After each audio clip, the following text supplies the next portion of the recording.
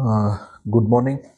અને ફરીથી આપણે જે વિષય તરફ જવાના છે એ જ વિષય છે આધીનતા. અને એ અધિકાર હેઠળ એ આધીનતાનો ઉપયોગ કરવામાં આવે, એટલે કે સબમિશન કોઈ જ ના હોય. અને જો કદાચ તમે એમ કહો કે હું આધીન છું, અને તમે બીજો પ્રશ્ન થાય કે કોને, કે ના કોઈને નહીં, પણ હું આધીન છું, તો કેવી રીતે કહી શકો? બસ મારી અંદર એવી લાગણી છે કે હું કોઈ બી મળે એને આધીન થઈ જાઉં છું, તો તે આધીનતા નથી. એટલે કે જો ઓથોરિટી છે એને તમારે આધીન થવું જરૂરી છે, અને જ્યાં ઓથોરિટી નથી ત્યાં ગમે ત્યાં તમે આધીન થઈ જાઓ તો તે ખરી આધીનતા નથી. એટલે કે આધીનતા ત્યારે જ આવે જ્યારે તમારા ઉપર કોઈક વ્યક્તિ હોય. અને એ બાબતને જો આપણે સારી રીતે જો સમજવા માંગીએ તો માથીની લખેલી સુવાર્તા એનો 8મો અધ્યાય અને 9મી કલમ ન્યૂ લિવિંગ ટ્રાન્સલેશનમાં બહુ પરફેક્ટલી ટ્રાન્સલેટ કરેલું છે. એ બીજા કોઈ ટ્રાન્સલેશનમાં નથી કરેલું. આપણે આપણા ટ્રાન્સલેશનમાં બી જોઈએ, અને છેલ્લે ન્યૂ લિવિંગ ટ્રાન્સલેશનમાં પછી આપણે જોઈએ. માથીની લખેલી સુવાર્તા 8મો અધ્યાય અને 9મી કલમ.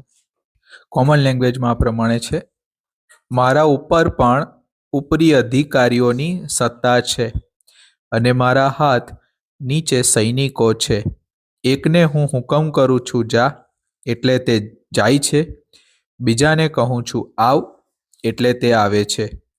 અને મારા નોકરને કહું છું આ પ્રમાણે કર, એટલે તે પ્રમાણે કરે છે. સરોજ ઈશ્વરમાં માંથી 8 અને 9. હું મારા અધિકારીઓને આધીન છું, અને મારા હાથ નીચેના સૈનિકો મને આધીન રહે છે. એકને હું કહું છું જા, અને તે જાય છે. બીજાને કહું છું આવ, અને તે આવે છે. અને મારા નોકરને હું કહું છું આ કર અથવા પેલું કર, અને તે કરે છે. New living translation. હું આ જાણું છું કેમ કે હું મારા ઉપરી અધિકારીઓની સત્તા નીચે છું, અને મારા સૈનિકો પર મારો અધિકાર છે. મારે ફક્ત આટલો જ કહેવાનું હોય છે, જાઓ, અને તેઓ જાય છે, અથવા આવો, અને તેઓ આવે છે. અને જો હું મારા નોકરોને કહું આ કરો, અને તેઓ તે કરે છે. હા, ન્યૂ લિવિંગ ટ્રાન્સલેશનમાં એક આખી હારમાળા બતાવેલી છે, એક આખી હાયરાકી બતાવેલી છે, ચેનલ બતાવેલી છે. અને એ ચેનલ આ રીતે એનું કામ કરતું બતાવે. આપણા ટ્રાન્સલેશનમાં એવું વ્યક્તિ જે છે એ અમલદાર છે, એ એમ કે છે કે મારા સૈનિકો મારા તાબા હેઠળ છે, હું કહું તેવું એ લોકો કરે છે. પણ ન્યૂ લિવિંગ ટ્રાન્સલેશનમાં એ બાબત છે તે આપણને બતાવી રહેલું છે કે મારી ઉપર પણ કોઈ છે, મારી ઉપર પણ કોઈ છે કે જેની આજ્ઞા હું પાડું છું, અને મારી નીચે પણ જે છે તે લોકો આજ્ઞા મારી પાડે છે. એટલે કે ઓથોરિટી આ રીતે એસ્ટેબ્લિશ થાય છે.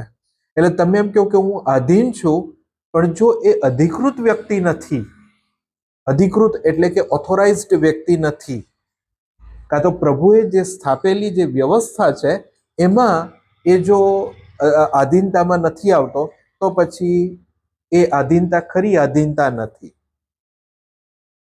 ખ્યાલ આવ્યો ને? એટલે આધીનતામાં બી આજે આપણે ધારો કે કોઈક એક પત્ની હોય, એના પતિથી બહુ ડરતી હોય, એના પતિથી બહુ ડરતી હોય. એટલે કે જ્યારે બી એનો પતિ ઘરમાં આવે એટલે એકદમ ભયભીત થઈને જીવતી હોય. એ એના માટે ખાવાનું બનાવે, બધું જ કરે, બધા જ નાના નાના કામો કરે. તો તે આધીનતા નથી, એ ખરી આધીનતા નથી. એ ડર છે કે આ તો આ માણસ મને મારશે, ગમે તેમ બોલશે, ફરીથી ઘરની અંદર કંકાસવાળું વાતાવરણ થઈ જશે. અને એ ડરના કારણે એ એ પ્રોસેસ કરે છે, જેને ખરી આધીનતા નહીં કહેવાય. આધીનતામાં તમારે એટલે કે સબમિશન થતા પહેલા તમારી પર કન્વિક્શન આવવું જરૂરી છે કે આ જે સ્થાપેલી અધિકાર છે એ દેવ તરફથી છે. હું વિશ્વાસ કરું છું અને એ વિશ્વાસના લીધે હું આધીન થાઉં છું. આ કન્વિક્શન તમારી પાસે હોવું જોઈએ. અને જો એ નહીં હોય, જો આ પ્રકારનું કન્વિક્શન, આ પ્રકારની ખાતરી આપણી પાસે નહીં હોય, તો બ્રધર એ કંઈ બી તમે કરો, એ આધીનતા ડરમાં હોય, સ્વાર્થમાં હોય કે કંઈક બી બીજા કારણને હોય, એ ખરી આધીનતા નથી, જે આધીનતા બાઇબલ શીખવે છે. અને આ આધીનતા શરૂઆતથી જ, એટલે કે શરૂઆતના દિવસોમાં ગયા અઠવાડિયે આપણે જોયેલું કે શરૂઆતના દિવસોથી જ, એટલે કે ઈશ્વર એ જે સૃષ્ટિ કરેલી છે, જે નિર્માણ કરેલું છે, ત્યારથી જ આ બાબતો ગોઠવાયેલી છે. અને આપણે એનો આજે થોડો અભ્યાસ કરવા માંગીએ છીએ. પણ આ કલમ જ્યાંથી આપણે સ્ટાર્ટ કરી છે, એટલે માથીની લખેલી સુવાર્તા તેનો 8મો અધ્યાય ને તેની 9મી કલમ, કે જે જગ્યા પર ન્યૂ લિવિંગ ટ્રાન્સલેશન આપણને એક્સપ્લેન કરે છે કે મારી ઉપર પણ કોઈ છે અને મારી નીચે પણ કોઈ છે. મારી ઉપરવાળા જે પ્રમાણે કહે છે હું એને આધીન થઉં છું, અને મારા નીચે જે છે એ મને આધીન થાય છે. હવે જો હું ઉપરનાને આધીન નહીં થાઉં તો નીચેના મને આધીન ના થાય. ઓથોરિટીની આખી જે ચેઇન છે એ આખી ચેઇન ખોળવાઈ જાય. આ ન્યૂ લિવિંગ ટ્રાન્સલેશન એને બહુ જ પરફેક્ટલી વર્ણન કરે છે એનું. તમારી આધીનતાની જે હારમાળા છે એ અહીંયા બતાવેલી છે કે હું કોઈકને આધીન થઉં છું. મારી ઉપર પણ કોઈ સત્તાધીશ બેસેલું છે જેને હું આધીન થઉં છું. એ મને કહે છે એવું મારે કરવું પડે છે. હું જ્યારે બીજાને કહું છું ત્યારે એ બીજાને કહે છે, એ મારું કહેલું કરે છે. સો આ રીતે એનું વર્કિંગ થતું હોય છે. પણ એનું ઉદ્ભવ સ્થાન ક્યાં છે, કઈ જગ્યા પરથી એ બાબતો નીકળી આવે છે અને કેમ, તો તેને આપણે આજે જોવાનો પ્રયત્ન કરીએ. ઉત્પત્તિ એનો 1લો અધ્યાય અને તેની 26મી કલમ. પછી ઈશ્વરે કહ્યું, હવે આપણે આપણી પ્રતિમા અને સ્વરૂપ પ્રમાણે માણસ જાત બનાવીએ, જેથી તેઓ સમુદ્રના માછલા પર, આકાશમાંના પક્ષીઓ પર અને આખી પૃથ્વીના પાલતુ પ્રાણીઓ, પેટે ચાલનારા પ્રાણીઓ અને વન્ય પશુઓ પર અધિકાર ચલાવે. ઓકે, આ કોમન લેંગ્વેજ ટ્રાન્સલેશનમાં આ વર્ડ લખાયેલો છે, અધિકાર ચલાવે. આપણા રેગ્યુલર ટ્રાન્સલેશનની અંદર લખેલું અમલ ચલાવે. અમલ અંગ્રેજીમાં એનું વર્ડ થાય ડોમિનિયન. બરોબર છે?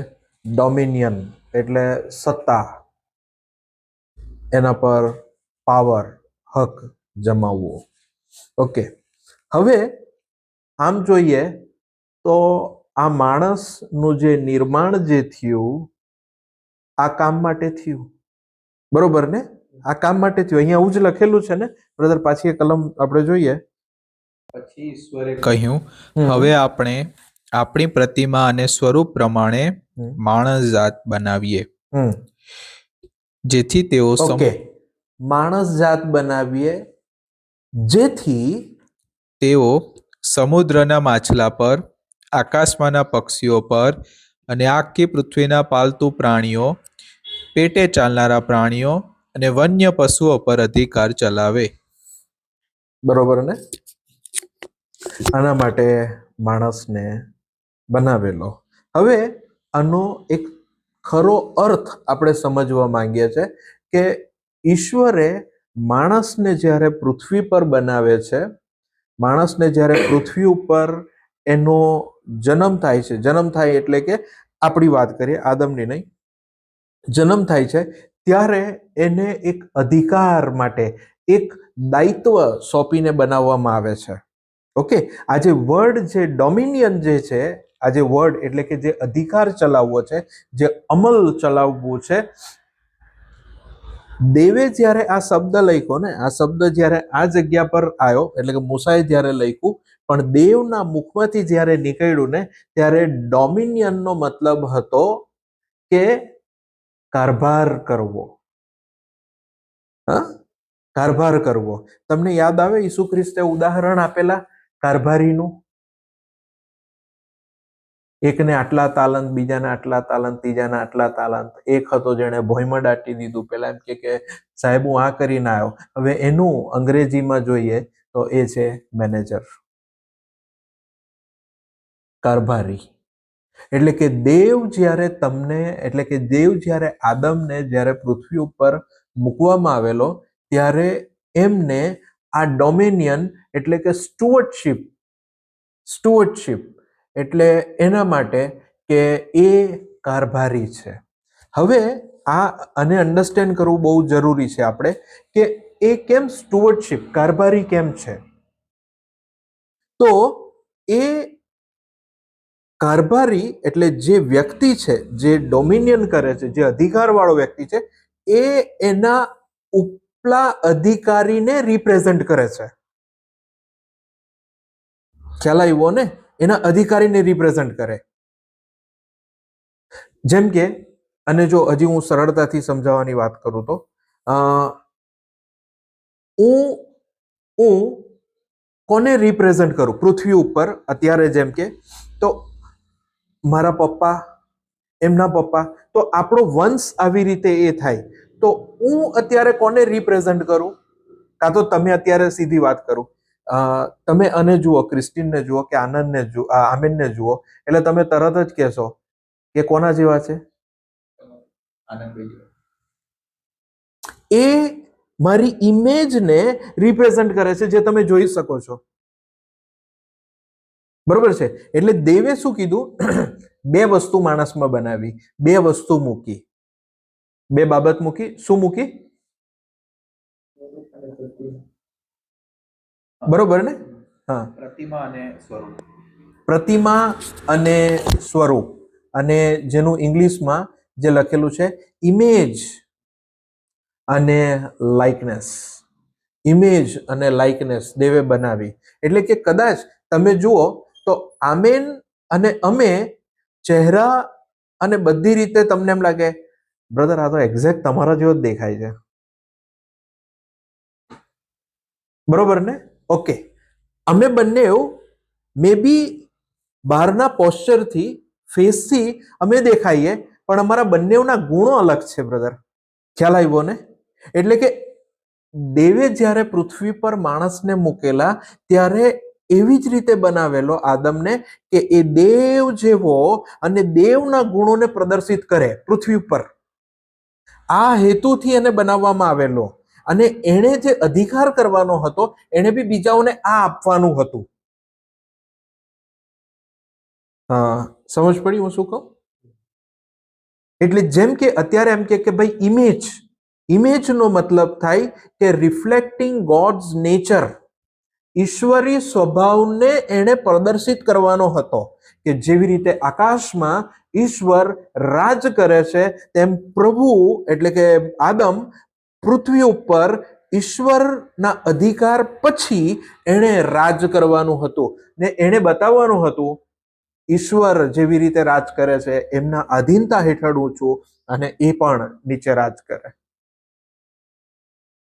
આ બહુ ઇમ્પોર્ટન્ટ હતું. ને અહીંયા જે એમ કહે છે કે રિફ્લેક્ટિંગ ગોડ્સ નેચર એટલે કે ઈશ્વરી સ્વભાવની અંદર આવે એમની નૈતિકતા, મોરલ, એમનું ઇન્ટેલેક્ચ્યુઅલ કેપેસિટી, એમનું ડહાપણ, અને એમના જે ગુણો છે, જે અદ્રશ્ય જે ગુણો છે, એ ગુણોને પૃથ્વી ઉપર પ્રદર્શિત કરવા માટે એમણે માણસને બનાવ્યો. ઈશ્વરના ગુણોને પ્રદર્શિત કરવા માટે ઈશ્વરે માણસને બનાવ્યો. અને બીજી જગ્યા પર આ લખેલું છે કે એમની લાઇકનેસ એટલે કે હિબ્રુમાં એનો મિનિંગ થાય છે ડેમોથ, જે થાય છે કે ઈશ્વરની જે રૂલ છે એનું રિપ્રેઝેન્ટેટિવ કરે. ઈશ્વરના રોલને, ઈશ્વરનો જે રોલ છે એ માણસની અંદર એનો રિપ્રેઝેન્ટેટિવ બને. એની લાઇકનેસ એમ કહેવાય. બરોબર છે. અને એમનું કામ હતું કે પૃથ્વી ઉપર ઈશ્વરની આબેહૂબ મિરરિંગ કરે. એમના ચારિત્રને, એમના ગવર્નન્સને શું કહે ગુજરાતીમાં? વહીવટ. ગવર્નન્સ કરે એટલે કે એમનું ચારિત્ર અને એમના વહીવટને પૃથ્વી પર લઈને આવે. આ કામ માટે એને મૂકેલો. ખ્યાલ આવ્યો ને? ઓકે. હવે સૌથી મોટો પ્રોબ્લેમ શું થાય છે, એટલે કે ઈશ્વર પાસે જ્યારે આ અધિકારની વાત હતી ત્યારે બહુ પ્યોર હતો. આ અધિકાર બહુ પ્યોર હતો. આની અંદર એક્સપ્લોઇટેશનની હતું. જે આજે કંપનીમાં જે એક્સપ્લોઇટ કરવામાં આવે, શોષણ કરવામાં આવે, એ નહોતું. તાનાશાહી નહોતી. પણ જેવું પાપે પ્રવેશ કરે છે ને, આ અધિકારની આખી વ્યાખ્યા બદલાઈ જાય છે. અધિકાર પહેલે આવો નહોતો, અધિકાર આવો હતો. ઈશ્વરી સ્વભાવને પ્રગટ કરવો, ઈશ્વરના ગુણોને પ્રગટ કરવો, અને જેવી રીતે ઈશ્વર શાસન કરે છે એવી રીતે માણસ બી પ્રાણીઓ ઉપર, જમીન પર, બધા ઉપર એ શાસન કરે. કેવી રીતે? રખેવાળની જેમ, કારભારીની જેમ, મેનેજરની જેમ, માલિકની જેમ નહીં. કારણ કે માલિક એક જ છે, ઓનર એક જ છે, ને તે સર્વનો પ્રભુ આકાશમાં જે બેઠા છે તે. અને એટલે કે ઓથોરિટીનો મૂળ સ્ત્રોત જે છે એ તો બાપ છે. પણ એનીમાંથી કેટલીક અધિકાર તમને સંપાદન કરવામાં આવે. અધિકાર તમારો સંપાદન. તમે ખરો અધિકારનો મૂળ સ્ત્રોત નથી. ખ્યાલ આવ્યો ને? જેમ કે આજે બ્રધર, અત્યારે એમ માનો કે આ બ્રધરની બહુ મોટી કંપની છે. તો બ્રધરની જ્યારે બહુ મોટી કંપની છે તો એ કંપનીનો બધો અધિકાર કોની પાસે છે? તમારી પાસે. પણ બ્રધર એમ કહે કે હું આખો વખત અમેરિકાને એ બાજુ જ રહું, તો અહીંયા સાઇન કરવા માટે, એના માટે એ મને એક અધિકાર પત્ર, જેને પાવર ઓફ અટર્ની કહેવાય, પાવર ઓફ અટર્ની કહેવાય. અટર્ની એટલે કે મને એ પાવર લખી આપે. એટલે કે પાવર લખી આપે એટલે એમ કહે કે બેંકમાં આનંદભાઈની સહી ચાલશે, નગરપાલિકામાં આનંદની સહી ચાલશે. પણ કેવી રીતે સહી ચાલે? એટલે ઘણી વખત આપણે એને આવી રીતે અર્થઘટન કરતા હોઈએ, ભાઈ હવે તો મારી સહી ચાલે, પણ એક્ઝેક્ટલી એ અડધું વાક્ય છે, અને આવી રીતે અર્થઘટન કરવા જોઈએ. બેંકમાં મારા બદલે આનંદભાઈની સહી ચાલશે. મારી પાસે હજી બી એ પાવર નથી, પણ અમના બદલે બેંક કોને ઓળખે છે? બેંક મને નથી ઓળખતી. ખરો અધિકારી કોણ છે? બરોબર છે. એટલે પૃથ્વી ઉપર અત્યારે જો એમ જોઈએ તો આજે કંપની, ખરો અધિકાર અમની પાસે છે. બરોબર છે, આનંદ બ્રધર પાસે છે. અને એ બ્રધર બેંકને તેમજ જે ગવર્મેન્ટ ઓફિસીસ છે એને એમ કહે છે કે મારી ગેરહાજરીમાં જે કંઈ બી સહી કરવાની હોય, પીએફ ઓફિસમાં સહી કરવાની હોય, નગરપાલિકામાં કંઈ કરવાનું હોય, તે બધી જ વસ્તુમાં મારી જગ્યા પર આ ભાઈની સહી ચાલશે, એનો હું અધિકાર આપું છું. એટલે એને કહેવાય પાવર ઓફ અટર્ની. એક ડોક્યુમેન્ટ બને, એમને એમ નહીં થાય, એવી રીતે નહીં ચાલે. જેવી રીતે બ્રધર એમ આવે અને ખભા પર મારા હાથ મૂકે અને એમ કે હવેથી આનંદભાઈ બધું જોઈ લેશે. એટલે બેંક વાળાને તમે કેવું કે આનંદભાઈ બધે સહી કરે, એટલે કે સાહેબ આવું નહીં ચાલે, લેખિતમાં જોઈએ. ને બ્રધર જ્યારે, જેમ કે આ શાના પરથી કહું છું, મારા સાહેબ જ્યારે કેનેડા ગયા અને બધે અહીંયા જ્યારે સહી કરવાની થઈ, તો 300 રૂપિયાના સ્ટેમ્પ ઉપર સાહેબે મારા નામનો પાવર ઓફ અટર્ની મને આપી ગયા કે આ કંપનીનો બધું જ વહીવટ, જે બી સહી કરવાની છે, જે કંઈ બી સંચાલન કરવાનું છે, એ આનંદ રોબર્ટ એ જોશે ને હું એને અધિકાર આપું છું. સો બ્રધર, કંપનીનો ખરો સ્ત્રોત અધિકારનો એ મારા સાહેબ છે, પણ એમાંથી એમણે મને આ નાનો એક હિસ્સો કાં તો મને એનું ડેલિગેટ કરેલું છે, સંપાદન કરેલું છે, મને સંપાદન કરેલું છે, અને હું એક વહીવટ કરતા છું. આજે બી હું એવું ના કહું કે આ કંપની એની હું માલિકી છું. મને થોડા અધિકાર આપેલા છે, પણ હું એવું ના કહું કે આ કંપની મારી છે. અને અહીંયા બી આપણે આ જ સમજવાની જરૂર છે કે ઈશ્વરે તમને ને મને અધિકાર આપે છે નાના નાની વસ્તુઓના, પણ આપણે એવું ના કહેવાય કે હું આનો માલિક છું. એટલે અધિકારને આ સમજવું બહુ જરૂરી છે. એટલે જો આપણે ઈશ્વર આખી સમસ્ત પૃથ્વીના અધિકારી છે, બરોબર છે, એ આપણે આગળ બી આપણે જોયું રોમનોના પત્ર 13મા અધ્યાયની અંદર. પાછું આપણે જોઈ લઈએ રોમનોનો પત્ર 13મો અધ્યાય અને તેની પહેલી કલમ. દરેક રાજ્યના અધિકારીઓને આધીન રહેવું, કારણ ઈશ્વરની પરવાનગી વગર અપાયો હોય એવો કોઈ અધિકાર નથી. અધિકારીઓ ઈશ્વર તરફથી નિમાયેલા હોય છે. બરોબર ને? એટલે કે મારી કોઈ બી જગ્યા પર એક સ્કૂલની અંદર એક શિક્ષકનું નિમણૂક થાય, એક સ્કૂલની અંદર એક શિક્ષકનું નિમણૂક થાય, તો મે બી પ્રિન્સિપલ કે એના ઉપલા અધિકારી કે ટ્રસ્ટી એ લોકો કરતા હોય છે. પણ વાસ્તવિક રીતે તો પ્રભુ જ પરવાનગી આપતા હોય છે. મારે કંપનીમાં આગળના પદ માટે તો પ્રભુ પરવાનગી આપતા હોય છે, બીજી કંપનીમાં જવા માટે પ્રભુ જ પરવાનગી આપતા હોય છે. એટલે અહીંયા જે પરવાનગી જે છે, જે અધિકાર છે, એ બધી જ વસ્તુ ઈશ્વરના હાથમાં છે. અને આપણા ટ્રાન્સલેશનમાં લખેલું છે કે દરેક માણસે મુખ્ય અધિકારીઓને આધીન રહેવું. કેમ રહેવું? અહીંયા શબ્દ કીધેલો છે. આપણે જે શરૂઆતમાં જે બિગિન કરેલું કે આપણે આધીન રહેવું, બરોબર છે. એટલે કોઈ એમ કહે છે કે હું આધીન છું, આપણે પૂછીએ કોને આધીન? તો કે કોઈને નહીં, બધા જેને આવે તેને. તો એવું નહીં. અહીંયા શું કહે છે કે દરેક માણસે મુખ્ય અધિકારીઓને આધીન રહેવું, ને રહેવા પાછળનું બહુ સચોટ કારણ આપેલું છે, ને તે છે કેમ કે દેવના તરફથી ન હોય એવો કોઈ અધિકાર નથી. જે અધિકારીઓ છે એ દેવથી નિમાયેલા છે, અને આ જ કારણના લીધે તમારે ને મારે આધીન રહેવું જરૂરી છે.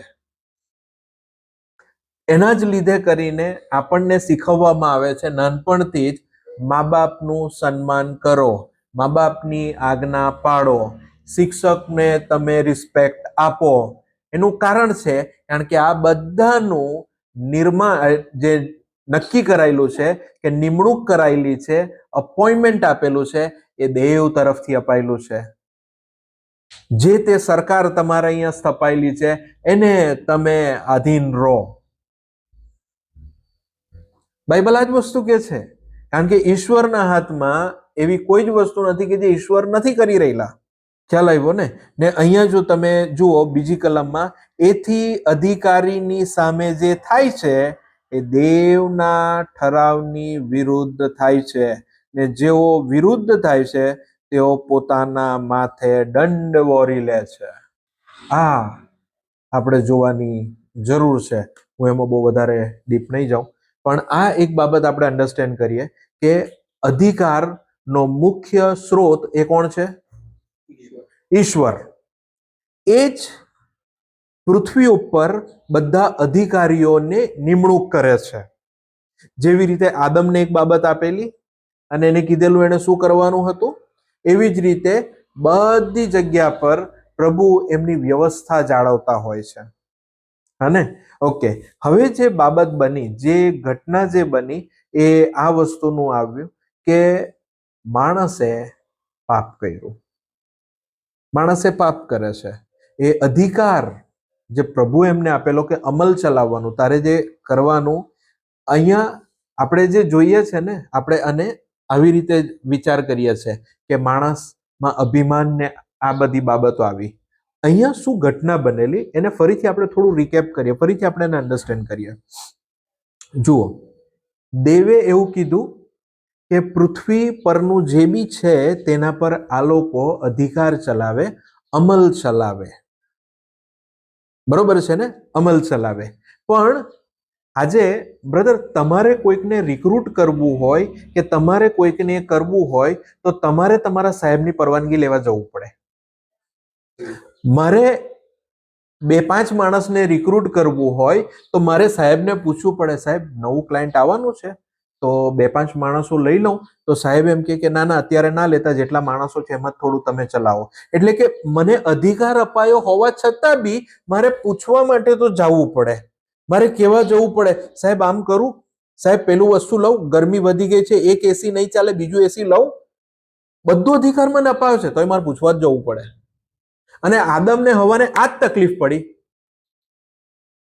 સમજ પડી ને? પ્રભુએ અધિકાર આપ્યો, પણ એને શું કીધું શેતાને? કે તમે ઈશ્વર જેવા થઈ જશો. એટલે ઈશ્વર જેવા એટલે તમે તારે મૂળ સ્ત્રોત બનવું છે અધિકારનું. અધિકારનો મૂળ સ્ત્રોત બનવું છે, કારણ કે ઈશ્વર જ અધિકારનો મૂળ સ્ત્રોત છે. એટલે તારે વારે ઘડી એમને પૂછવા જવાની કોઈ જરૂર નથી. તું ઈશ્વર બની જા. જો તું ઈશ્વર બની જાય તો તારે વારે ઘડી પૂછવા નહીં જવું પડે, આમ કરું, તેમ કરું, તેમ નહીં કરું. ત્યારથી આ દશા ચાલુ થઈ ગઈ. સમજ પડી હવે તમને? એકચ્યુઅલી એદનવાડીમાં આ બાબત બનેલી. એમણે ઈશ્વર સાથેના સંબંધોમાં ઈશ્વર એવી રીતે રાખેલું કે એમના સંબંધોમાં રહે, સંબંધમાં રહીને દરરોજ પૂછે, હું આમ કરું, હું આમ કરું. એનાથી સંબંધ બંધાય. મેં વચ્ચે કેટલાક સમય પહેલા જ્યારે હું મારા સાહેબને આધીન નહોતો ત્યારે મને એવું થતું કે એમને હું પૂછવાનું, એમને હું સમજ પડે, અને હું મારી રીતે કંઈ બી લેવાનો. ભાઈ માણસ એટલે મારા HR ના માણસો મને પૂછે, સાહેબ આ વસ્તુ કરવાની, લઈ લેવાનું. તો સાહેબને હું પૂછવાનું, મને ખબર છે ને કોણે કામ કરવાનું છે, તમે કરો. તો મારા સાહેબને કોઈ પ્રોબ્લેમ નહીં હતો, પણ મારા અને સાહેબ વચ્ચેના જે સંબંધો હતા ને એ નહીં બંધાઈ શક્યા. આજે તમારું વારે ઘડીએ જે જવું ને, જવું આવવું, સાહેબને પૂછવું, તમને એવું લાગે કે આ હું ચપરાસી જેવું કરે છે. નહીં, આ સંબંધ છે બ્રધર. આપણે નથી અન્ડરસ્ટેન્ડ કરી રહેલા, આ સંબંધ છે. અને ઈશ્વર આ જ રાખવા માંગતા હતા કે તમે મને દરેક નાની નાની વસ્તુ પૂછો. એટલે જ્યારે તમે ઈશ્વરને નાની નાની વસ્તુ પૂછો ને, એટલે એવું નહીં કે તમે ગાંડા છો, એના માટે કે તમે એ સર્વોપરી પર વિશ્વાસ કરો છો ને તમારી બુદ્ધિને તમે છે તે ગૌણ ગણો છો. તમે એમ કહો છો કે ના, મને મારી બુદ્ધિ પર વિશ્વાસ નથી, જેના પર વિશ્વાસ છે એ તો મારો બનાવનાર પર મારો વિશ્વાસ છે, માટે હું એમને તો પૂછીને જ આવું. જેવી રીતે નાનું બાળક કઈ બી વસ્તુ કરવા માટે પોતાના મા બાપને પૂછતું હોય, ડિપેન્ડન્સી. અને દેવ આ વસ્તુ કરવા માંગતા હતા અને પેલા લોકો એમાંથી છૂટવા માંગતા હતા. આવી ગયો શેતાને એને સમજાયું કે ભાઈ તારે ઈશ્વર બનવું છે, તું તો ઈશ્વર જેવા બધું જ જાણકાર થઈ જશો, બધું જ કામ થઈ જશે. તો પેલા કે અમને બી આ જ જોઈએ છે, દરરોજ આખું પ્લાનિંગ લેવાનું, દરરોજ શું કામ કરવાનું, એ બધું શું પૂછપૂછ કરવાનું દેવને, એ બી બિઝી હશે, કેટલું કામ કરે અમારી હાથે, એટલે હું આ વસ્તુ કરવા માટે તૈયાર થઈ જાઉં. આખો દાવ ઊંધો થઈ ગયો. આપણે કોઈ દિવસ આવી વસ્તુ કરેલી છે? અને ઈશ્વર બનવાનો ટ્રાય કરીએ. આપણા જીવનમાં બહુ બધા લોકો માટે આપણે ઈશ્વર બનવાનો ટ્રાય કરીએ. જેમ કે હું હોઉં અને હું જોઉં બ્રધર યાકૂબના જીવનની અંદર, એટલે ભાઈને પૂછું, બ્રધર તમારે આમ કરવું જોઈએ, બ્રધર તમારે આ વસ્તુ લાવવી જોઈએ, તમે કયા બટાકા લાવો છો, તમારે બટાકા આ નહીં લાવવા જોઈએ, આ બટાકા લાવવા જોઈએ. તમારા બધાના જીવનમાં બધાને જ, એટલે પૃથ્વી ઉપર બધા જ માણસોને ઈશ્વર બનવામાં બહુ રસ છે. એના માટે બધાને સલાહ સૂચન આપતા જ રહે, બ્રધર તમારે આમ કરવું જોઈએ, બ્રધર તમારે તેમ કરવું જોઈએ. હા, તમે સલાહ આપી શકો જો બ્રધર સલાહ માંગે તો. સ્નેહલભાઈ એમ કે બ્રધર મારે બાઇક લેવાની છે, કઈ બાઇક? હા, જો સલાહ માંગે તો. પણ જો બ્રધર સલાહ જ ના માંગે, એનો એમ કહો કે બ્રધર એક કામ કરજો, 150 cc ની આ જે બાઇક આવેલી છે, હન્ટર કરીને નવું આવેલું છે હિમાલયાની, એ બાઇક તમે લેજો, મજા આવશે. કારણ વગર. કારણ કે આપણે આપણી અંદર એ જે અવશેષ જે છે ને, એ નાના નાના જે છરા જે ખરા ને આદમના, એ આજે બી તમારા ને મારા શરીરની અંદર ઘૂસી રહેલા છે. એ અવશેષો આમાંથી પ્રાપ્ત થાય છે ને એના લીધે જ કરીને તમને ને મને ઈશ્વર બનવાની લાલસા હંમેશા રહે છે. માટે ગમે ત્યારે જ્યાં જઈએ ત્યાં સલાહ સૂચન, લોકોના જીવનમાં ઇન્ટરફિયર, અને એ લોકોએ આમ જ કરવું જોઈએ, આમ જ થવું જોઈએ, બધી જ રીતે. ગયા અઠવાડિયે બ્રધર હું આ એક આર્ટિકલ વાંચતો હતો ને મને મારી આંખ આ બાબત માટે ઉઘડી ગઈ કે શું હું બધાના જીવનમાં આ ઈશ્વર બનવાનો પ્રયત્ન કરું છું? હું ઘૂસણખોરી કરું છું લોકોના જીવનની અંદર? અને બ્રધર આ બાબતે મારી આંખ ખોલી, મને પસ્તાવો થયો અને હું એ વસ્તુમાંથી બહાર નીકળવા માંગુ છું કે નહીં, દરેક વ્યક્તિને અધિકાર છે પોતાની રીતે વિચારવાને માટે, દરેક વ્યક્તિને અધિકાર છે પોતાની રીતે પોતાના માર્ગ પસંદ કરવાને માટે.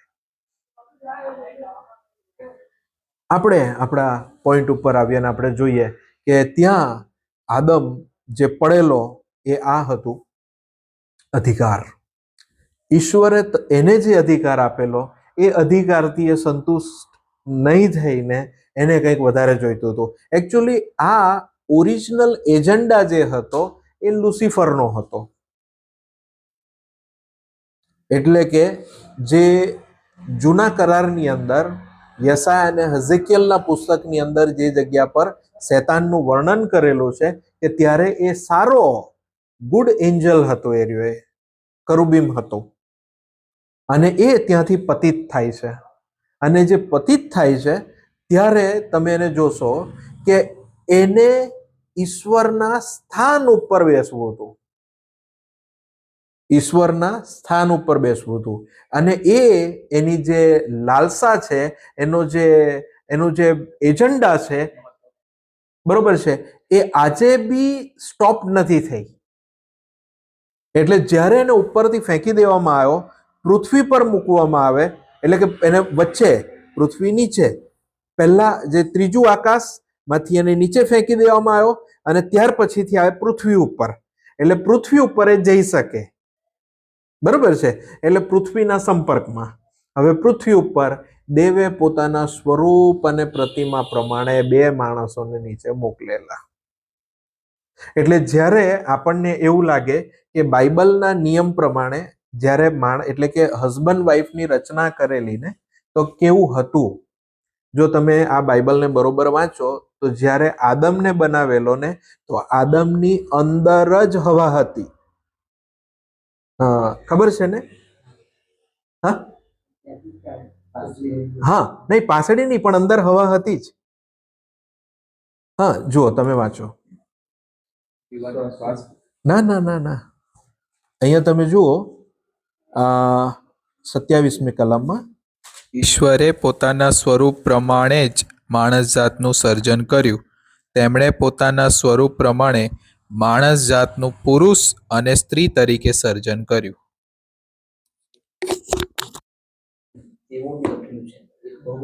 હા, એટલે અહીંયા એમ દેવે પોતાના સ્વરૂપ પ્રમાણે માણસને ઉત્પન્ન કર્યું.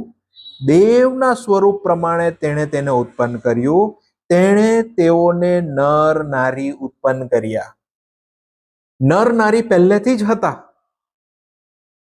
એ તો પછીથી કાઢે છે અંદરથી, પણ હતા જ પહેલાથી.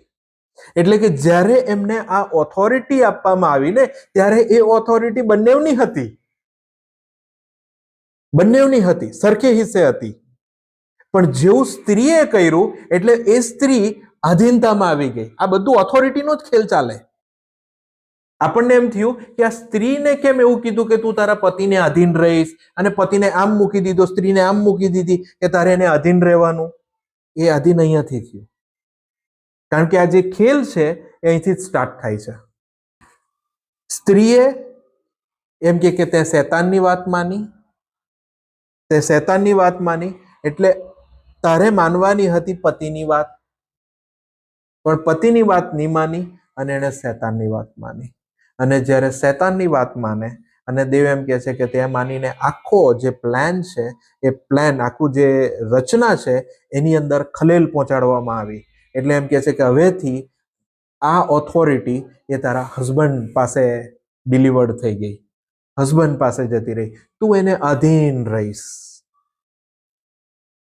પણ હસબન્ડ ગર્વિષ્ઠ ના થાય અને કોઈ જ રીતે એ પેલી સ્ત્રીને ખતમ ના કરી દે, માટે અહીંયા એ કહેવામાં આવે કે તું એને પ્રેમ કર, એ તારા લાઈફનો સહવારસ છે, એ આધીન બી છે અને એ વારસાનો હરખે હિસ્સે ભાગીદાર છે. ખ્યાલ આવ્યો? સો અહીંયા જે અધિકારની જે વાત આવે છે એ બ્રધર આ બધો જ જે ખેલ ચાલી રહેલો છે, આપણે જો તમે જુઓ એ આકાશમાં હતું ત્યારથી આ અધિકારની જ વાત ચાલી રહેલી છે. ઈશ્વર બનવું હતું, ઈશ્વરમાંથી ઈશ્વર ના બની શક્યો, ફેંકી દેવામાં આવ્યો. એ પ્રકાશનો તારો જે હતો એ લુસિફર, જેને કે આજે આપણે શેતાન કહીએ, એ શેતાન પૃથ્વી ઉપર રહેલા એક સારા માણસના જીવનને ખલાસ કરી નાખે છે. ત્યાર પછી પૃથ્વી ઉપર બી પાપનો પ્રવેશ થઈ જાય છે. હવે પાપના પ્રવેશ થવાથી એ અધિકાર કરપ્ટ થઈ ગયો. અધિકાર કરપ્ટ થઈ ગયો એટલે હવે એક્સપ્લોઇટ કરવાનું ચાલુ થઈ ગયું. હવે છે તે લોકોનું શોષણ કરી રહેલો છે. હવે એ લોકો પર દાદાગીરી કરે છે. હવે એ છે તે તાનાશાહ બને છે.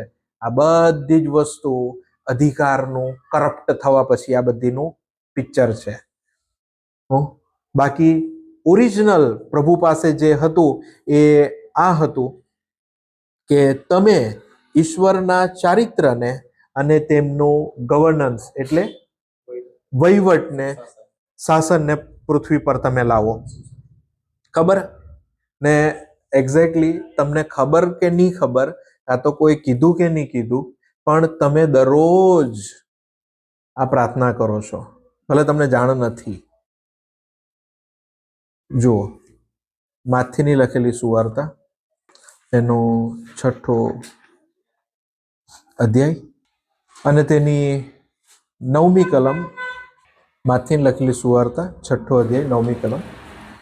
માટે તમે આ પ્રમાણે પ્રાર્થના કરો: આકાશમાંના અમારા ઈશ્વર પિતા, તમારા પવિત્ર નામનું સન્માન થાઓ, તમારું રાજ આવો, જેમ આકાશમાં તેમ પૃથ્વી પર તમારી ઈચ્છા પૂરી થાવ. ઓકે, ઈશ્વરની ઈચ્છા આકાશમાં કેવી રીતે પૂરી થાય છે? કારણ કે એમનું રાજ્ય ત્યાં છે, એમનો વહીવટ ત્યાં છે, એમનું બધી જ વસ્તુ ત્યાં છે. અને પૃથ્વી ઉપર બી અહીંયા કીધું છે તમારી ઈચ્છા પૂરી થાવ. તો તેમની ઈચ્છા ક્યારે પૂરી થાય? જ્યારે એમનો વહીવટ અને એમનું રાજ્ય અહીંયા આવે ત્યારે. અને એ કોણ લાવી શકે? હવે અધિકાર કોને આપેલો છે? મંડળીને આપેલો છે. આ ચર્ચ છે. ચર્ચ એક જ ઓથોરાઇઝડ, દેવનું ઓથોરાઇઝડ જગ્યા છે કે જે દેવની ઈચ્છાને પૃથ્વી ઉપર સ્થાપિત કરી શકે છે. માટે ઈસુ ખ્રિસ્તે શું કીધું 28મા અધ્યાયમાં? માથીની લખેલી સુવાર્તા 28મો અધ્યાય 18મી કલમ. ઈસુ તેમની નજીક આવ્યા અને તેમણે કહ્યું, આકાશ અને પૃથ્વી પર સર્વ અધિકાર મને આપવામાં આવ્યો છે. ઓકે, આ બે વસ્તુ તમે જોઈ, આકાશ અને પૃથ્વી. ત્યાં બી પ્રાર્થનામાં આપણે શું કહીએ છે? પ્રાર્થનામાં શું કહીએ છે? જેમ આકાશમાં તેમ પૃથ્વી પર તમારી ઈચ્છા પૂરી થાવ. તો અહીંયા એ જે અધિકાર હતો, જુઓ, જે ઓથોરિટી જે હતી ને, એ ઓથોરિટી શેતાન પાસે આવી ગયેલી હતી. શેતાન પાસે આવી ગયેલી હતી. એ આગળ આપણે જોઈએ કે પછી શું થાય છે. પણ એ ઓથોરિટી ઈસુના મરણ પછી ઈસુએ લઈ લે છે અને હવે ઈસુ કહે છે કે હવે બધો અધિકાર મારી પાસે છે. ખ્યાલ આવ્યો ને? એ બધો અધિકાર મારી પાસે છે. એટલે અહીંયા જે બાબત શીખવાનો પ્રયત્ન કરે છે કે એ આ છે કે અને ઈસુએ ત્યાં આવીને તેઓને કહ્યું કે આકાશ તથા પૃથ્વી પર સર્વ અધિકાર મને અપાયો છે. સર્વ અધિકાર મને અપાયો છે. એ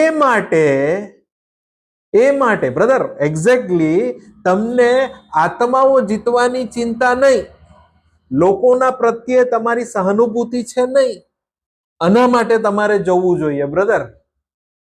જો તમારે ઇવેન્જલિઝમ કરવું હોય, ડિસાઇપલશીપ કરવી હોય, તો તેનો મુખ્ય આધાર એ જ હોવો જોઈએ કે મારા ઈસુ પાસે આનો અધિકાર છે, મારા ઈસુ પાસે આનો અધિકાર છે. એટલે કે મંડળીનું જે શિર છે એની પાસે ઓથોરિટી છે. મંડળીનું જે શિર છે ઈસુ ખ્રિસ્ત, એ હેડ છે, એમની પાસે આ ઓથોરિટી છે. ને એ શું કહે છે ઓથોરિટીમાં? એ માટે તમે જઈને સર્વ દેશનાઓને શિષ્ય કરો. બ્રધર, આ બાબતો બહુ જ ઇમ્પોર્ટન્ટ છે કે એક ચર્ચ સૌથી પહેલું ઈશ્વરની અધીનતામાં આવે. ચર્ચ એ શિરની અધીનતામાં આવે, અને એ અધીનતા એટલે કે અધિકાર હોવાને કારણે એ બીજાઓને પણ અધીનતામાં લાવતા શીખે, એટલે ડિસાઇપલ બનાવે. આજે જો તમારા ઘરે 3 બાળક હોય અને પહેલું છોકરું આજ્ઞા પાલન બરોબર શીખેલું હોય, એકદમ પરફેક્ટ, ડાયું ડમરું બધી રીતે મા બાપનું આજ્ઞા પાડે, એ બીજાઓને કહેશે ભાઈ આવું નહીં કરવાનું, મમ્મી પપ્પાનું આજ્ઞા માનો. એટલે એક ડિસાઇપલ બને એ બીજાને ડિસાઇપલ બનવાની કેપેસિટી લઈને આવે, કારણ કે એની પાસે એક ક્ષમતા નથી, કારણ કે એની જે ક્ષમતા છે એ બીજી જગ્યા પરથી આવે. સમજમાં આવે ને? ઈશ્વર જે સ્ત્રોત છે એમની પાસેથી ખબર પડે કે આ બધો અધિકાર ઈશ્વર પાસે છે. ને આ જ બાબત બ્રધર આપણે જોવાની અને લર્ન કરવાની જરૂર છે કે એક ચર્ચ આપણે શું કરવાનું છે. એક ચર્ચ શું કરે? ચર્ચ સૌથી પહેલા શિરને અધીન થતા શીખે. એના માટે શિર એટલે કે એના માટે ઈસુ સૌથી મહત્વની વ્યક્તિ બની જાય. ચર્ચમાં બીજી કોઈ મહત્વની વ્યક્તિ નહીં બને. જો આપણું GTCF-માં તમે એમ કહો કે તમારા માટે બ્રધર કોણ ઇમ્પોર્ટન્ટ છે, તો તમારા પાસેથી આટલું જ આવવું જોઈએ, મારા પ્રભુ ઈસુ ખ્રિસ્ત. અને જો એ જગ્યા પર આવે અને તમે જો એમને આધીન થાવ, એટલે તમે એમના ડિસાઇપલ બનો અને બીજાને ડિસાઇપલ બનાવતા શીખો, એવું એમ કહે છે. બરોબર છે? તો આ જે નાની બાબત જે છે, આ નાનું જેને આપણે છે તે ગ્રેટ કમિશન જેને કહેવાય, આ ગ્રેટ કમિશન નો એક્ઝેક્ટલી હેતુ આટલો છે કે જે 9મી કલમ છઠ્ઠા અધ્યાયમાં 9મી કલમમાં આપણે જે પ્રાર્થના કરીએ છીએ, ઓ આકાશમાંના અમારા બાપ, તમારું નામ પવિત્ર મનાવો, અને જેમ આકાશમાં તેમ પૃથ્વી પર તમારી ઈચ્છા પૂરી થાવ. પણ કેવી રીતે થાવ બ્રધર? કેવી રીતે થાવ? એ મંડળી વગર એમની ઈચ્છા પૂરી નહીં થાય. કોઈકને અહીંયા મૂકવો પડે બ્રધર. આજે ધારો કે એમ માનો બ્રધર, ધારો કે તમે સોનગઢ વિસ્તારના રાજા હો. સોનગઢ જે વિસ્તાર છે ટેરેટરીના, જો તમે રાજા હોવ અને તમે એમ કહો છો કે મારે બરોડા પર પણ રાજ કરવું છે.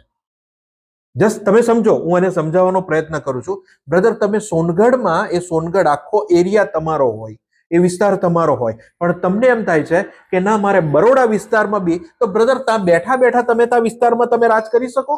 ના, તમારે ત્યાં તમારા લોકોને સ્થાપવા પડે, ત્યાં તમારા એજન્ટ મૂકવા પડે, ત્યાં તમારા લોકોને મૂકવા પડે, અને ત્યાં પછી તમે એ કામ સ્ટાર્ટ કરી શકો. ખ્યાલ આવ્યો ને? તેમ પ્રભુ આકાશમાં તો બધું સેટ છે, ઓલ સેટ છે આકાશમાં. પૃથ્વી ઉપર શરૂઆત કરી, શેતાને ગડબડ કરાવી દીધી, આખી બાબતો બગડી ગઈ. ઈસુ આવી ગયા. ઈસુએ છે તે એ આખી ગડબડ કરેલી વસ્તુઓને પ્રોપરલી સેટ કરી દીધી. હવે વિશ્વાસીઓની રાહ જોઈને બેઠા છે કે એ લોકો એમની જે નક્કી કરેલી બાબતો પર વિશ્વાસ કરે અને આ ફરીથી સેટ થયેલું કામ આગળ વધારતા રહે. હવે એ કામ આપણે આગળ વધારવાનું છે. એટલે જ એમ કે દેવના રાજ્યની વૃદ્ધિ કરવાનું કામ. દેવના રાજ્યની વૃદ્ધિ કરવાનું કામ. તો જ આપણે આ પૃથ્વી ઉપર આ એમની ઈચ્છાઓ પૂરી કરતા. જનરલી આ લોકો શું વિચારે, ઘણા બધા ક્રિશ્ચિયન્સ ઘણા બધા લોકો એવું વિચારે કે આપણે દેવની ઈચ્છા પૂરી કરવા માટે લોકોને કન્વર્ટ કરવા પડશે, લોકોને ક્રિશ્ચિયન બનાવવા પડશે. કઈ ક્રિશ્ચિયન બનાવવાના છે? આખા બાઇબલમાં કોઈ જગ્યા પર નથી લખેલું લોકોને ખ્રિસ્તી બનાવો. કોઈ જગ્યા પર ખ્રિસ્તી બનાવવાની જરૂર નથી. ઈસુને સૌથી વધારે જરૂર છે ડિસાઇપલની, કારણ કે ઈસુ એ ગુરુ છે, ગુરુને ચેલાની જરૂર છે. અને તમને ને મને ચેલા બનાવવા માટે એ આવેલા પૃથ્વી ઉપર.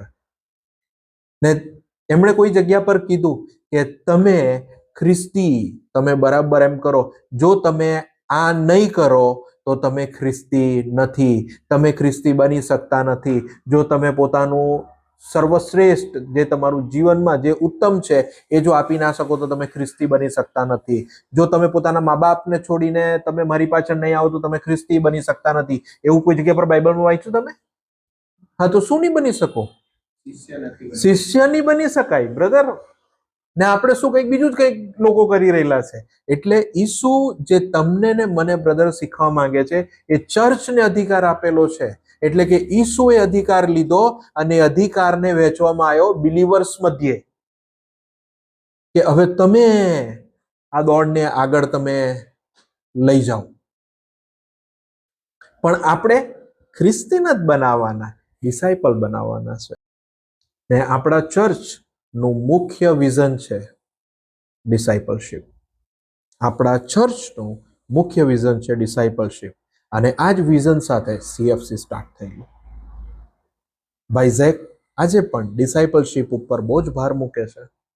એનું મુખ્ય કારણ જ આ વસ્તુ છે કે આપણે પ્રભુના હૃદયને અન્ડરસ્ટેન્ડ કરીએ, આપણા ઈશ્વરના હૃદયને આપણે અન્ડરસ્ટેન્ડ કરીએ કે એમના હૃદયની અભિલાષા શું છે આપણા માટે. તો આ અભિલાષા છે કે આપણે આ પૃથ્વી ઉપર એ અધિકારને આધીન થઈએ. બરોબર છે? ઓકે, હું આગળ એની અંદર આપણે આગળ થોડું ફટાફટ જવાનો પ્રયત્ન કરીએ. અહીંયા આપણે જે જોઈએ તો એમ કે છે, હવે આ જે કરપ્શન જે થયું, આ જે કરપ્શન જે આવ્યું, એ કરપ્શન આવ્યું કે જ્યારે માણસ એટલે કે આદમ અને હવાએ શેતાનને આજ્ઞા પાલન કર્યું. એટલે જ્યારે તમે આજ્ઞા પાલન કરો ને એટલે તમે એને ઇનડાયરેક્ટલી આધીન થઈ જાઓ છો. અને એણે એના શિષ્ય બનાવી લીધા, આધીન થઈ ગયા લોકો. અને જે વસ્તુ મેં તમને કીધેલી કે આખી બાબત શૈતાન જ્યારે ઈસુ ખ્રિસ્ત એમ કે છે કે બધો અધિકાર મને અપાયો છે, પણ એ અધિકાર એમને અપાવવા પહેલા એ શૈતાન પાસે હતો. બરોબર છે? જો લુકની લખેલી સુવાર્તામાં પરીક્ષણ વખતે આ બાબતનું વર્ણન કરવામાં આવે.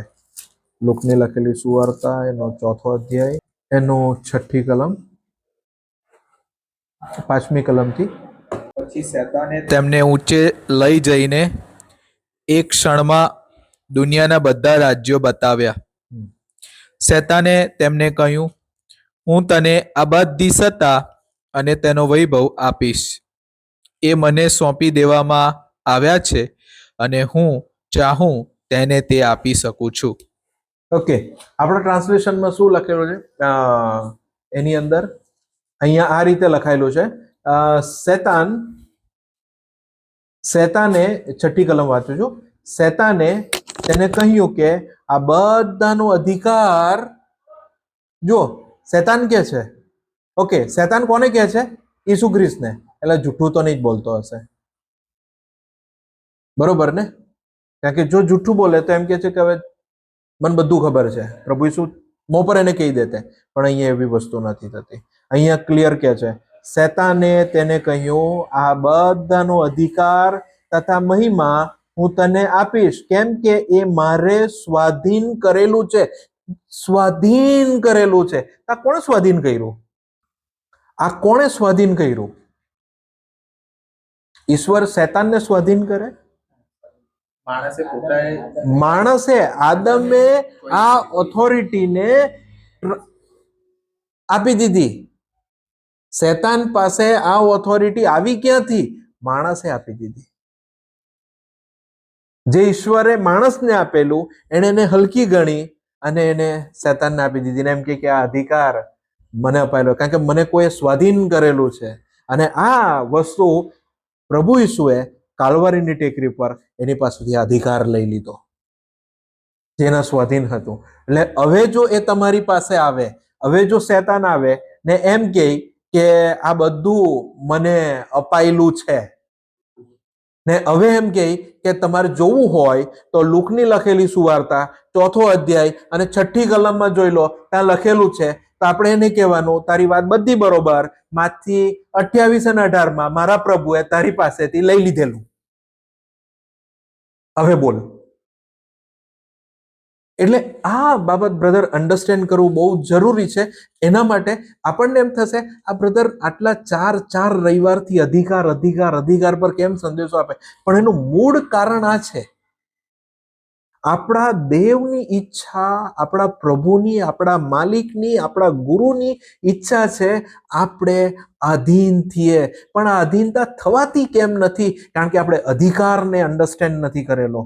અધિકાર શું છે, કોણે અપાયેલો છે, કેવી રીતે કામ કરે છે, કોના હાથમાંથી કોના હાથમાં ગયો, ત્યાંથી કોના હાથમાં ગયો અને હું કેવી રીતે આધીન થઈ શકું છું, સમજણ જ નથી આપણી પાસે. સમજણ જ નથી. આ જ મહત્વનું કામ છે, આ જ મહત્વની બાબત છે કે જેને આપણે અન્ડરસ્ટેન્ડ કરીએ. હવે આપણે જોઈએ એના જ લીધે આજે ઈસુ ખ્રિસ્તને બીજું એક નામ આપવામાં આવેલું છે. ખબર તમને? ઈસુ ખ્રિસ્તને બીજું એક નામ આપવામાં આવેલું છે. ઉત્પત્તિમાં કોને બનાવવામાં આવેલો? આદમ ને હવાને. એટલે એને પહેલો આદમ કહેવાય. ઈસુ ખ્રિસ્તને છેલ્લો આદમ કહેવાય. આ બંનેને એ નામ આપવામાં આવેલું કારણ કે એક આદમે સ્વાધીન કર્યું અને બીજા આદમે એ વસ્તુ પાછું મેળવી લીધું. એટલે ઈસુ ખ્રિસ્ત ને જો આ નામ એના લીધે આપવામાં આવેલું છે કે જે આદમ ગુમાવી બેસેલો, જે એદનવાડીમાં જે ઇમેજ, એટલે અહીંયા જે આપણે વિચાર કરીએ ને એ ખાલી અધિકાર નહીં, સમજો, અધિકાર નહીં. એદનવાડીમાં બહુ બધી વસ્તુ આદમ ગુમાવી બેસેલો. એક બુક હતી જેને મેં વાંચેલો ત્યારે એની અંદર વાંચતો હતો ત્યારે એની અંદર એ વસ્તુ લખેલી છે. એવા કેટલાક ગુણો હતા કે જે આદમ એદનવાડીમાંથી મૂકીને બહાર નીકળી ગયેલો. ખ્યાલ આવ્યો? એટલે કે એના ઇમેજ, ઈશ્વરની ઇમેજ અને ઈશ્વરની પ્રતિમામાંથી કેટલીક બાબતો એ નીકળી ગયેલી છે. કેટલી નીકળી ગયેલી છે, પણ એ ઈસુ ખ્રિસ્તમાં રિકવર કરી લેવાય છે. ખ્યાલ આવ્યો ને? ઓકે. 1 કોરિન્થી એનો 15મો અધ્યાય ને 45મી કલમ. કારણ ધર્મશાસ્ત્રમાં લખેલું છે, પ્રથમ માનવી આદમને જીવંત પ્રાણી તરીકે સર્જવામાં આવ્યો હતો, પણ છેલ્લો આદમ તો જીવન આપનાર આત્મા છે. ઓકે. આ છેલ્લો આદમ એ જીવન આપનાર આત્મા છે. અને જો તમે જુઓ તો ઈસુ ખ્રિસ્ત એમના જે ચમત્કારો ને બધી બાબતો જે બતાવતા હતા એ શું બતાવતા હતા? જેમ કે એક જો તમે આપણે જોઈએ તો એમનો અધિકાર, એ પોતાનો અધિકાર એ કરતા હતા. બરોબર છે? જ્યારે એમણે સમુદ્રમાં ઉછળતા મોજાઓને જ્યારે એમ કે છે કે શાંતિ થાવ, અને એ લોકો શાંત થઈ ગયા, શું બતાવે છે? અધિકાર. કે પ્રકૃતિ પર મારો અધિકાર છે. એક વ્યક્તિની અંદર અશુદ્ધ આત્મા હતો, એને કહે છે કે બહાર નીકળ. એ અશુદ્ધ આત્માને બહાર કાઢે છે. એ પોતાનો અધિકાર બતાવે છે કે અશુદ્ધ આત્મા બી બહાર કાઢી શકે. એક માણસ આવે ત્યાં ને એમ કે છે કે જા, તારા પાપ માફ થયા છે. તેને પાપ માફ કરવાનો અધિકાર છે.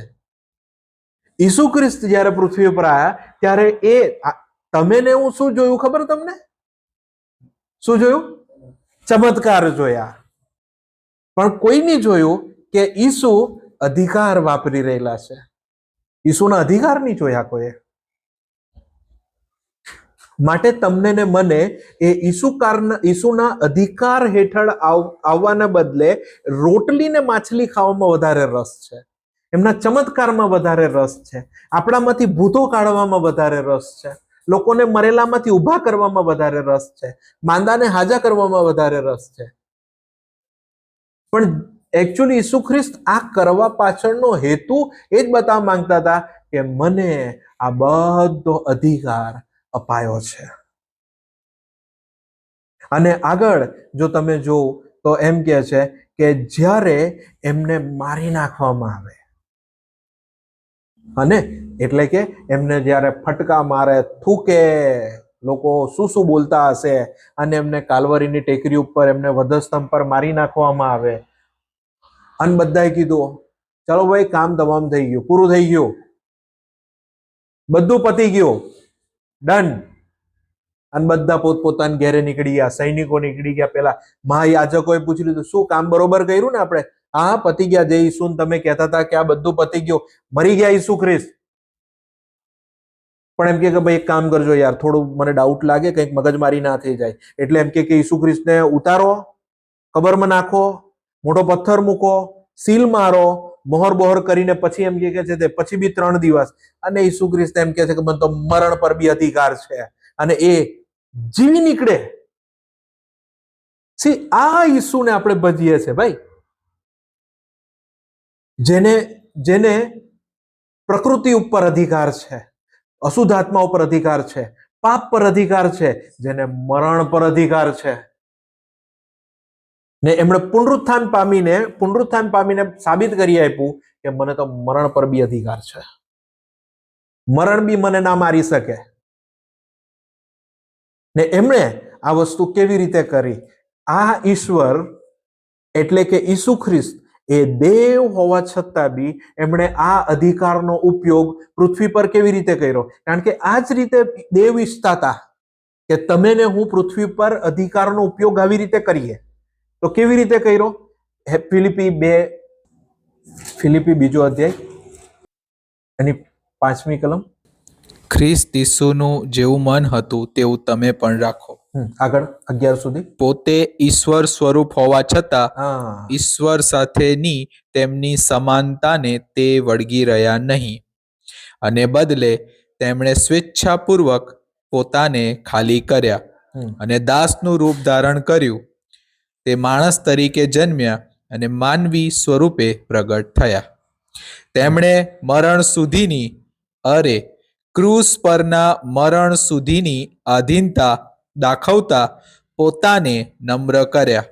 આ કારણથી ઈશ્વરે તેમને સર્વોચ્ચ સ્થાને મૂક્યા અને સૌ નામોમાં શ્રેષ્ઠ નામ આપ્યું, જેથી ઈસુના નામના સન્માનાર્થે આકાશમાંના, પૃથ્વી પરના તથા પૃથ્વી તળેના સૌ ઘૂંટણે પડે, અને ઈશ્વર પિતાના મહિમાને અર્થે દરેક જીભ કબૂલ કરે કે ઈસુ ખ્રિસ્ત તે જ પ્રભુ છે. હાલેલુયા. અને એટલે આ ફકરો એ અધિકાર બતાવે છે કે ઈસુ ખ્રિસ્ત એમ કહે છે કે તમારે અધિકાર લેવો છે, આ રીતે લીધો. તો એ આવીને તાકાત આવી રીતે નહીં બતાવી, નમ્ર થઈને તાકાત બતાવી. પૃથ્વી ઉપર નમ્ર થઈને આ ઈસુ ખ્રિસ્તે અધિકારી બની ગયા. અને એ એમ કે છે ચર્ચ એટલે કે મારા ડિસાઇપલ આ જ ફૂટસ્ટેપ પર ચાલતા હોવા જોઈએ. પછી હું ઓફિસમાં કામ કરું કે પછી અહીંયા કામ કરું, જો તમને અધિકાર થવું છે, એના જ લીધે ઈસુ ખ્રિસ્ત એવું નથી કહેતા જ્યારે કોઈક એમ કે છે કે પેલા 2 ભાઈઓના મમ્મી આવે એમ કે એકને જમણે ગમ બેસાડજે, એકને ડાબે ગમ બેસાડજે. બીજા પત્રની અંદર એવું લખાય છે કે ભાઈ તમારામાં કોણ મોટો થાય? પેલો એમ કે હું મોટો, પેલો એમ કે મેં પહેલા આવેલો. ત્યારે એ એમ કે છે કે જે તમારામાં મોટો થવા ચાહે બધાનો દાસ થાય. અને ઓથોરિટી આવી રીતે આવે. ઓથોરિટી આવી રીતે નહીં આવે. ઓથોરિટી જેટલા તમે અંદર ઉતરો ને એટલી ઓથોરિટી ઉપર મળતી જાય. આ ઈશ્વરનો ક્રમ છે. આપણે આ અન્ડરસ્ટેન્ડ કરવું બહુ જરૂરી છે. ઈશ્વરનો ક્રમ આ રીતે આવે, જેટલા તમે નીચે નમો એટલી તમને ઓથોરિટી ઉપર મૂકતા જાય. તમને ખબર આ બાઇબલમાં આ જે જગ્યા લખેલું છે ને, આ જે અહીંયા બહુ સરસ વસ્તુ બતાવેલી. ઉત્પત્તિમાં હું એને બ્લુપ્રિન્ટ તરીકે વાપરું કે ઈશ્વરે જ્યારે પહેલું કામ કરેલું હતું ને ત્યારે એમના માઇન્ડમાં બહુ ગજબનું હતું ને ત્યાં અહીંયા એમ કે છે કે સૌથી પહેલા અધિકાર આપતા પહેલા, અધિકાર તો એમને પછીથી આપે છે, અધિકાર પછીથી આપે છે, પણ સૌથી પહેલા એમની પાસે શું હોવું જોઈતું હતું? અહીંયા જેમ કે આપણે જો અહીંયા જોઈએ તો પહેલા ઈશ્વરના એની અંદર થોટ આવે છે 26મી કલમમાં. 26મી કલમમાં ઉત્પત્તિ 1 અને 26માં જે આપણું મૂળ વસ્તુ છે, મૂળ બાબત છે, એની અંદર સૌથી પહેલા ઈશ્વર પોતાના અંદર એક યોજના બનાવે છે અને યોજના 26મી કલમમાં લખાયેલી છે. શું યોજના બનાવે છે? પછી ઈશ્વરે કહ્યું, હવે આપણે આપણી પ્રતિમા અને સ્વરૂપ પ્રમાણે માણસ જાત બનાવીએ. ઓકે, સૌથી પહેલી વસ્તુ, અધિકાર મળતા પહેલા તમારી પાસે ઈશ્વરનું સ્વરૂપ અને પ્રતિમા હોવી જોઈએ. સૌથી પહેલી વસ્તુ, તમને કોઈ અધિકાર નહીં આપી શકે ને હું એમ કહું કે જો કઈ આપતા હોય તો નહીં લેવું જોઈએ. જો તમારા, કારણ કે જો તમે ઈશ્વરનું સ્વરૂપ અને પ્રતિમા વગર અધિકાર લેશો તો હિટલર ને સ્ટેલિન ને એના જેવા તમે બની જશો, તાનાશાહ. એ અધિકાર શ્રાપિત છે જેમાં ઈશ્વરની પ્રતિમા અને એમનું સ્વરૂપ નથી. એવા કોઈ અધિકાર નહીં લેવાના, એ કોઈ પોઝિશન, એ કોઈ જગ્યા નહીં લેવાની જ્યાં તમે પોતે ઈશ્વરના ગુણો, ઈશ્વરનું ગવર્નન્સ, ઈશ્વરના જે ઈરાદાઓ છે એને તમે ના એસ્ટેબ્લિશ કરી શકતા હોવ. ઓથોરિટી બધાને બહુ જોઈએ છે, પણ આજે હું કહું છું નહીં જતા. જ્યાં સુધી આ બાબત તમારી પાસે ના આવે ત્યાં સુધી એની આગળ પગલું ના કરતા, કારણ કે તમારા લીધે કરીને ડિસાઇપલ નહીં પણ ડેવિલ વધારે બનશે. ડિસાઇપલ નહીં બનશે, ડેવિલ વધારે બનશે. આ મોસ્ટ ઇમ્પોર્ટન્ટ વસ્તુ છે. એટલે કે સૌથી પહેલા તમારામાં ઈશ્વરની સ્વરૂપ અને પ્રતિમા પ્રમાણે માણસને બનાવે છે અને ત્યાર પછી, હજી એકચ્યુઅલી છે તે થોડો ટાઈમ આપણી પાસે નથી, પ્રભુની ઈચ્છા હશે ત્યારે એ બાબત પર આપણે ચર્ચા કરીશું કે તે અહીંયા આ જે કલમ છે અહીંયા શું થાય એ જો તમે જુઓ આગળ 28મી કલમમાં પહેલું શું હતું? પહેલું યાદ રાખી મૂકજો તમારા એમાં. સૌથી પહેલા શું હોવું જોઈએ? સ્વરૂપ અને પ્રતિમા. સ્વરૂપ અને પ્રતિમા. ઈશ્વરના સ્વરૂપ અને પ્રતિમા તમારી પાસે હોવી જોઈએ. પછીથી પ્રભુ તમને આશીર્વાદ આપે 28મી કલમમાં. ઈશ્વરે તેમને આશીષ આપતા કહ્યું, ફળવંત થાવ. 1 યાદ રાખો, ફળવંત થાવ. વૃદ્ધિ પામો. 2 પૃથ્વીને ભરપૂર કરો. 3 અને તેને વશ કરો. 4 અને ઓકે, એનો મતલબ એવો થયો કે ફર્સ્ટ પહેલી બાબત શું હતી? એટલે કે જે પહેલી એકદમ સ્વરૂપ અને પ્રતિમા. તમારી પાસે ઈશ્વરના સ્વરૂપ અને પ્રતિમા હોવી જોઈએ, બરોબર છે? ત્યાર પછી પ્રભુનો આશીર્વાદ તમને આ ક્ષેત્રમાં કામ કરતું હોય. શું? તમને એ સફળ કરે, તમને કે વૃદ્ધિ પામે, પછી એમ કે છે કે તમે એને ભરપૂર કરો અને ત્યાર પછી એમ કે એને વશ કરો. વશ સૌથી છેલ્લે છે અને ત્યાં એનો છેલ્લો ભાગમાં શું લખેલું છે 28માં? સમુદ્રના માછલા પર, હા, આકાશના પક્ષીઓ પર હા. તથા પૃથ્વી પર ચાલનારા બધા પ્રાણીઓ પર અધિકાર ચલાવો. ઓકે, અધિકાર છેલ્લે આવ્યો. આ આખી 5 વસ્તુની અંદર બી અધિકાર સૌથી લાસ્ટમાં આવે છે. શું તમારી લાઈફના સિક્વન્સમાં અધિકાર પહેલા સ્થાન પર છે કે છેલ્લા સ્થાન પર? આ પ્રભુનો ક્રમ છે, આ પ્રભુનો ક્રમ છે. અને જો આ ક્રમ જળવાયો છે કે જો છે, કારણ કે આ જે મતલબ છે ને, સફળ થવું, વધવું, પૃથ્વીને ભરપૂર કરવી, વશમાં કરવું અને અમલ ચલાવવો એટલે અધિકાર ચલાવવો, આ 5 બાબત એક સ્પિરિચ્યુઅલ અન્ડરસ્ટેન્ડિંગ સાથે આવે છે. સ્પિરિચ્યુઅલ બાબત કે છે એ પ્રભુની ઈચ્છા હશે ત્યારે આપણે કરીશું. પણ આજે પ્રભુ તમને ને મને આ વસ્તુ સમજવાને માટે સહાય કરે. આમેન.